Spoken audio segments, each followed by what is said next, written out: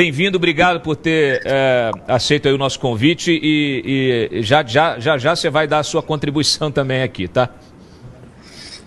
Valeu, obrigado. Boa tarde, Josias, Carol, deputado Alexandre. Então, Cláudio, foi uma das primeiras vezes que eu confessei que eu me recusei a checar uma informação que era se pose com Z era a grafia incorreta da pose, ou seja, que ele tem uma pose. Deve ser isso, mas eu não vou checar, eu me recuso. Mas as partes engraçadas do meu artigo, o que eu estou trazendo ali também é a análise de dois pensadores de dois países diferentes para se aplicar aqui, né? Primeiro, o Theodore Dalrymple, um ensaísta e psiquiatra britânico, falando do que ele chama de uma subclasse, que é o quê? E eu explico, não é pobre exatamente, porque lá no Reino Unido, o país dele, existe o estado de bem-estar social, o estado dá ali umas 70 libras por mês para aquela pessoa, então não é pobre, né? Come quanto quiser, não tem carestia, né? Mas é pobre culturalmente. Então é uma coisa assim de famílias desestruturadas, sem pai em casa, né? Promiscuidade, faz filho fora do enlace matrimonial, apologia à violência. No caso da Inglaterra, tem muitos hooligans, por exemplo, muito associado à torcida de futebol, também tem isso no Brasil, né?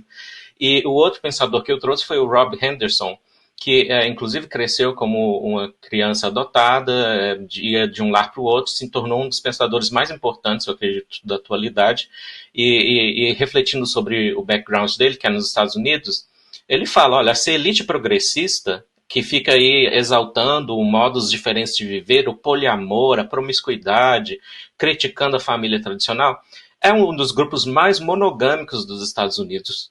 Aí, como eu trouxe isso para a gente? A deputada Talíria Petroni, que é chefe da bancada do PSOL na Câmara, foi uma das primeiras a ir lá no X falar que é injusto, que é uma perseguição de artistas, né, que não tem nada a ver com exaltar o crime, que é só uma forma de retratar a realidade que eles próprios vivem na favela através da arte. Então, agora que ele disse, né, trouxe lá, confessou na polícia que faz parte do Comando Vermelho, quero ver como a Talíria explica isso, então.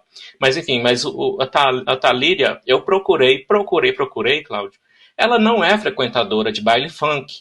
Então fica lá exaltando o funk, né, cheio de letras de apologia ao crime, mas não é frequentadora. Então, a mesma situação de hipocrisia que o Rob Henderson fala lá, da elite progressista americana. E essa questão da subclasse, ela não inventa sozinha esses maus hábitos também não. Então, ela tem um incentivo lá da elite britânica também, e é uma influência mútua, né? O Dalrymple fala, por exemplo, que a própria família real britânica começou a adotar certas faltas de decoro dessa subclasse e modas estéticas como tatuagens e falar muito palavrão. Então é uma influência mútua. E aí eu até quero aproveitar que a gente tem aqui o deputado Alexandre e o Josias para perguntar de onde vem essa cultura do funk, né, de exaltação à violência, né, porque né, quando a gente ouve um samba antigo, por exemplo, a cultura ali carioca e fluminense, não parece ser uma descendente direta, não. Parece mais, como o Cláudio já deu a dica, um copia e cola da cultura gangster lá, dos primeiros rappers do hip hop americano, né? Olha, é sempre bom, eu gosto de me cercar de gente inteligente. Você fez uma colocação perfeita, lembrando que o samba é da periferia, o samba vem do morro, e o samba não prega violência, não pregava violência, enfim, não sei como é que está hoje o pagodinho, porque eu não estou tão atualizado assim culturalmente, mas assim, a história toda do samba, dificilmente se acha um samba pregando violência. Deixa eu ouvir o Josias. Olha só ali. Então, a verdade é a seguinte: tem gente falando de cultura da favela. O que eles estão chamando de cultura da favela, rigorosamente não é cultura. E eu não estou dizendo que não se faça cultura dentro da favela. O que eu estou falando é que isso que é funk, esse tipo de funk, esse tipo de música, isso é uma representação de baixíssimo nível, entendeu? Não chega a ser cultura. E olha só, a favela produziu algumas das mais importantes manifestações culturais do Brasil. Por exemplo, Machado de Assis veio da favela, do Morro do Livramento, né? tanto Bezerra da Silva, tantos grandes compositores, até Carlos Gomes, era um mulato que veio da periferia de Campinas, então era filho de uma empregada doméstica. Então a questão não é uma questão de classe, né?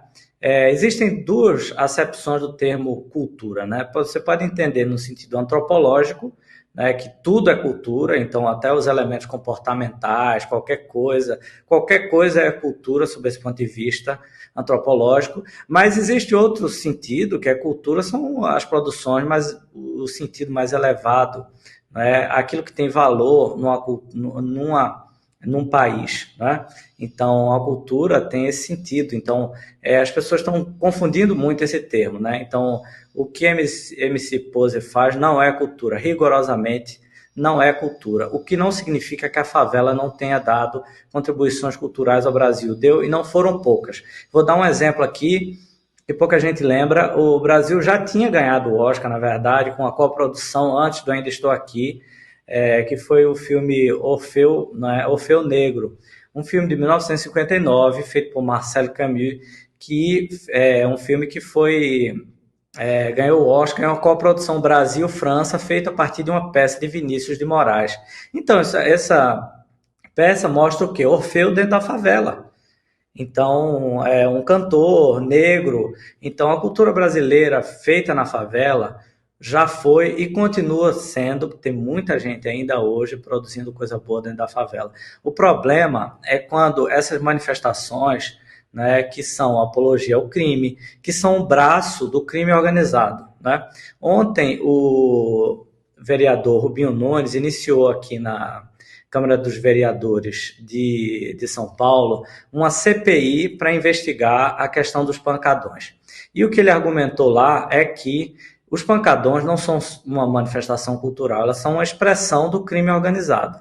Então existe toda uma coisa por trás, toda uma estrutura por trás, não é, do crime organizado, de festas irregulares que começam de 1 hora da manhã e terminam de 6 horas da manhã, né, e que fazem com que gente da favela não consiga dormir, não consiga ter uma noite de sono antes de trabalhar. Então é uma coisa gravíssima, né?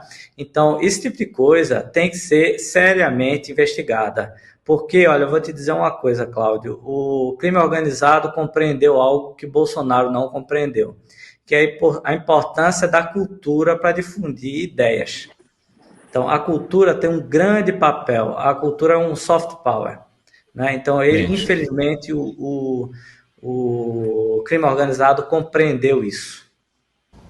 Muito bem. Bom, estamos aqui marcando uma diferença do que é cultura da favela, do que é cultura da violência. São coisas diferentes e as pessoas precisam entender o que está sendo, como é que o crime organizado, as facções instrumentalizam a cultura em benefício próprio, tá? Júlia Luci, deputado, já vou lhe passar, porque inclusive eu recebi aqui de uma produtora cultural, de uma gestora cultural, que é a Flávia Faria Lima, uma observação, e ela inclusive quer depois ficar em contato com o senhor, vou lhe passar, vou colocar os dois em contato. Quando o senhor falou a questão do Rock in Rio, e ela fez aqui uma observação, segura aí que eu já vou lhe passar a palavra com a observação dela, que para o senhor também poder fazer suas observações. Júlia? Eu queria fazer uma pergunta para o deputado. Ah, você quer fazer? Então faça a pergunta. Deputado, parabéns pela sua iniciativa. Tenho certeza que o senhor sofre muitas ameaças e é sempre muito ruim ser ameaçado. Então, nesse momento, o seu mandato parece um serviço à sociedade carioca, mas a sociedade nunca vai compreender exatamente o que você está sentindo. Mas eu queria te perguntar, mais precisamente falando, a denúncia que o senhor fez sobre o MC Pose foi sobre incitação ao crime? Bom, primeiro, obrigado pela pergunta, também pelas considerações com relação ao mandato. As denúncias são simplesmente aquilo que está descrito no nosso Código Penal. Então, não só a questão da apologia, que, diga-se de passagem, eu não serei hipócrita, tá, em dizer que apenas ele fez isso e foi agora. Isso acontece há muitos e muitos anos, tá, dentro da nossa sociedade, principalmente a sociedade aqui carioca, né? Que está acostumada com isso. A questão vai além. A questão vai da lavagem de dinheiro do Comando Vermelho. Esses artistas, bem como a produtora, são utilizados para lavagem de dinheiro do crime organizado.